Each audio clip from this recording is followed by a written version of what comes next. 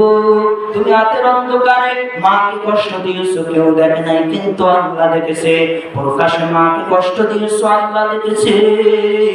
গোপনে স্ত্রীর সাথে ষড়যন্ত্র করে মাকে কষ্ট দিয়েছো, আল্লাহ দেখেছে। এই জন্য বলি রে যুবক, পায়ে হাত দিয়ে বলি, মা বাবাকে কোনোদিনও কষ্ট দিবি না।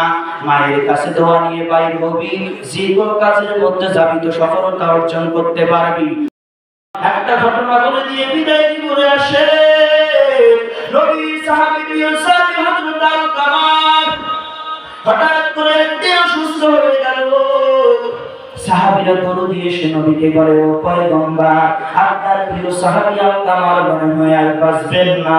মায়ার নবী ডাকতে বলে, সাহাবীরা আমার, আল-কামারের কি হয়েছে, কেন কথা বলতে পারে না?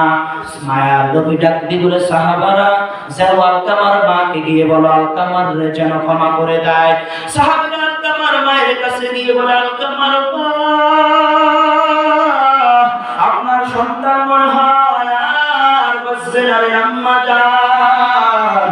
ও আম্মা জান, আপনার সন্তানকে আপনি ক্ষমা করে দেন রে আম্মা জান। আল-কামার মা বলে, না না, আমি আমার সন্তানকে ক্ষমা করতে পারবো না।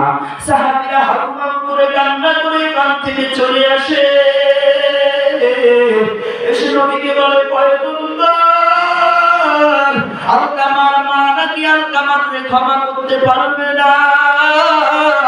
মায়ার নবীর কথা শোনার সাথে সাথে সাহাবীদেরকে রেখে নিজেই চলে গেলেন।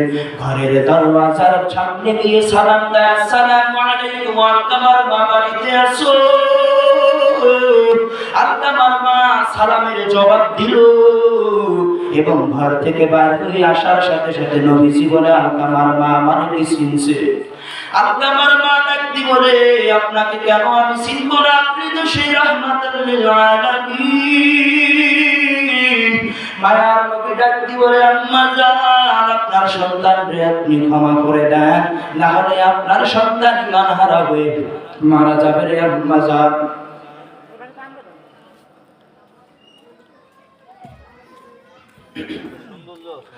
আল-কামার মা বলে, না না, আমি আমার সন্তানকে ক্ষমা করতে পারবো না। মায়ার নবী ডাকতে বলে, আমি একটু জানতে চাই, কেন আপনি আপনার সন্তানকে ক্ষমা করতে পারবেন না? আল-কামার মা ডাকতে বলে, ও নবী, আমার সন্তানকে লালন পালন করার সময় আমি মায়ের যে কত কষ্ট হয়েছে, এই যুবক ভাইয়েরা আপনাদেরকে একটু বলে দিতে চাই, আপনাদের স্ত্রীরা আপনার মায়ের সাথে কিরকম ব্যবহার করে এ কথার সাথে একটু মিলাইয়া নিবারে বাবা। তোমার পায়ে ধরে বলে যাই, কোনোদিনই স্ত্রীর ফাঁদে পড়ে মাকে কষ্ট দিবা না। কিছু কিছু অমানুষ, কিছু কিছু নষ্ট মহিলার কারণে আজকে অনেক যুবকের সংসার ভেঙে দেয়। বিয়া হওয়ার 6 মাস হয় না, যুবক স্ত্রীকে ছেড়ে দেয়।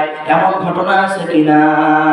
এমন ঘটনা শুনেছি, বিয়া হওয়ার 3 মাস নাই হইতে আবার হঠাৎ করে শোনা যায় যে স্ত্রীকে তালাক দিয়েছে। কারণ কি? বউ শাশুড়ির যুদ্ধ এমন ভাবে লেগে গেছে। এদিকে আবার একটু ফিরে আসলাম, মায়ার নবী ডাকতে বলে, আম্মা জান, আমি একটু জানতে চাই, কেন আপনি আপনার সন্তানকে ক্ষমা করতে পারবেন না? আল-কামার মা বলে, ও নবী, যেদিন আমার সন্তান আমার গর্ভের মধ্যে ছিল, আমার সন্তান যেদিন দুনিয়াতে ভূমিষ্ঠ হবে, তার আগে আগে আমি মা বেহুশ। সন্তানকে গর্ভধারণ করে আমি মা ভালো মতো খাইতে পারি নাই, সন্তানকে গর্ভধারণ করে আমি মা ভালোভাবে ঘুমাইতে পারি নাই, সন্তানকে পেটে নিয়ে আমি মা ভালোভাবে বাথরুমও সারতে পারি নাই, সন্তানকে আমি মা নিজে না খেয়ে সন্তানকে ভালো ভালো খাবার তুলে দিতাম। ওই সন্তান আমি মাকে বাদ দিয়ে তার স্ত্রীকে বেশি ভালোবাসি। মায়ার নবী ডাকতে বলে, আম্মা জান, তবু আপনি আপনার সন্তানকে ক্ষমা করে দেন। আল-কামার মা বলে, না না, আমি আমার সন্তানকে ক্ষমা করতে পারবো না। মায়ার নবী ডাকতে বলে, সাহাবীরা রে, আল-কামার মা যদি আল-কামারকে ক্ষমা করে না দেয়, আল-কামার মরার সাথে সাথে জাহান্নামে চলে যাবে, আমি নবী সহ্য করতে পারবো না। মায়ার নবী ডাকতে বলে, সাহাবীরা তাড়াতাড়ি লাকড়ির মধ্যে আগুন জ্বালাও আর আল-কামারকে নিয়ে আগুনের মধ্যে ফালাই দাও। মায়ার নবী কথা বলার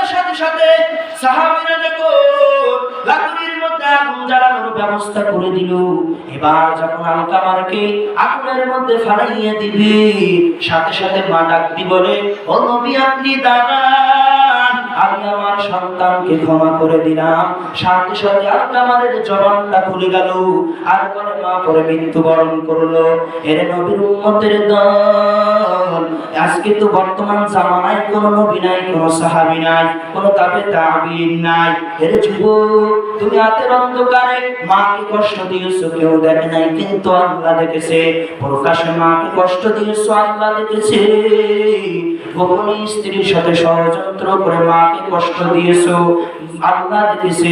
এই জন্য বলি রে যুবক, পায়ে হাত দিয়ে বলি, মা বাবাকে কোনোদিনও কষ্ট দিবি না। মায়ের কাছে দোয়া নিয়ে বাইর হবি, যে কোনো কাজের মধ্যে যাবি তো সফলতা অর্জন করতে পারবি। আল্লাহ তাআলা রব্বুল আলামিন আমাদের সকলকে এই কথাগুলো বুঝে আমল করার তৌফিক দান করে দেন। সকলে বলেন আল্লাহুম্মা আমিন। আয় আল্লাহ, আপনি এই মাহফিলকে কবুল আর মঞ্জুর করে না। আয় আল্লাহ, যে সমস্ত যুবকেরা এই মাহফিলের ব্যবস্থা করেছে তাদেরকেও কবুল করে না।